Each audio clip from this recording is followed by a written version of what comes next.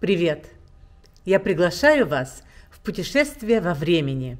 От периода правления царя Ирода, построившего замок и крепость Масада в Иудейской пустыне на вершине горы, возвышающейся на 450 метров над Мертвым морем. Через Великое восстание против римлян, когда иудейские повстанцы жили в этой крепости, к римской осаде и падению Масады.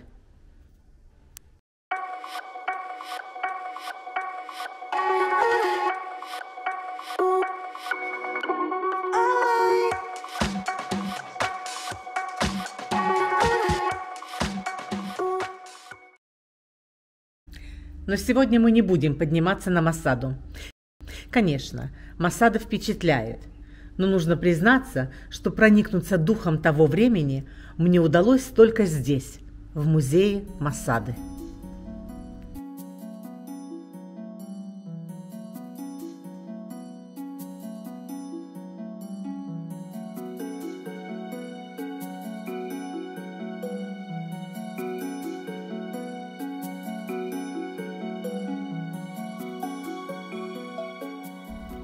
Переступив порог музея, сразу переносимся на 2000 лет назад.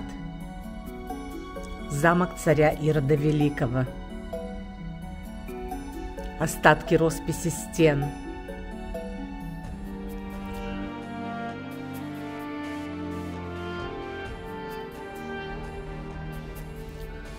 Мозаичные полы. Сцены из обычной жизни того времени. Здесь же мы нашли подтверждение изысканного вкуса царя Ирода. Многие сосуды несут на себе выполненные чернилами надписи. На одной из амфор с вином надпись сообщает, что партия была отправлена из Южной Италии в 19 году до нашей эры царю Ироду поставщиком Лукиусом Ланиусом.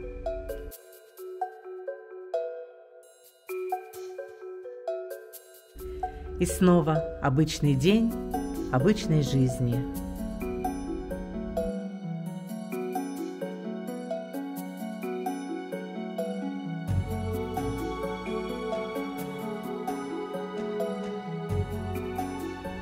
Женщинам той эпохи тоже было присуще стремление украсивляться.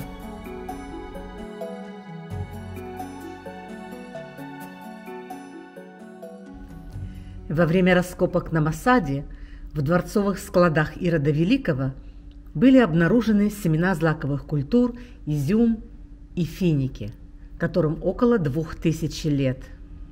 Одну финиковую косточку удалось прорастить, но не чудо ли? Эту древнюю иудейскую пальму назвали Мафусаил в честь библейского долгожителя и посадили в кибуце Кетура, куда мы непременно отправимся, и я познакомлю вас с этой древней иудейской пальмой и, возможно, с ее удивительными плодами.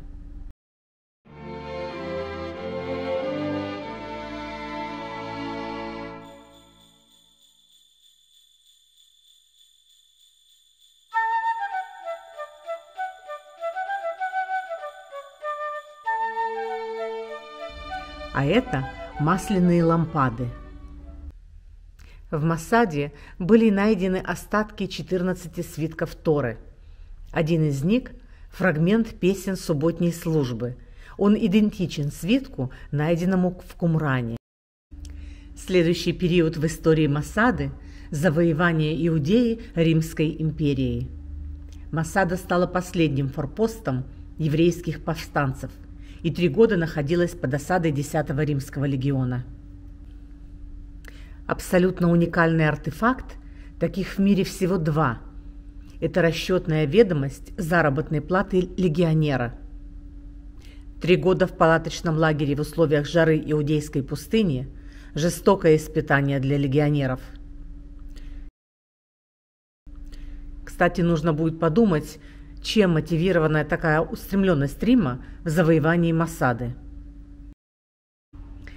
Еще одно доказательство подлинности истории Масады – 11 остроконов, на которых написаны еврейские имена. Эти таблички использовались при жеребьевке, когда было принято судьбоносное решение самоубийства всех защитников Моссада, включая женщин и детей. Ссылку на более подробное видео об этой истории оставлю в описании к этому видео.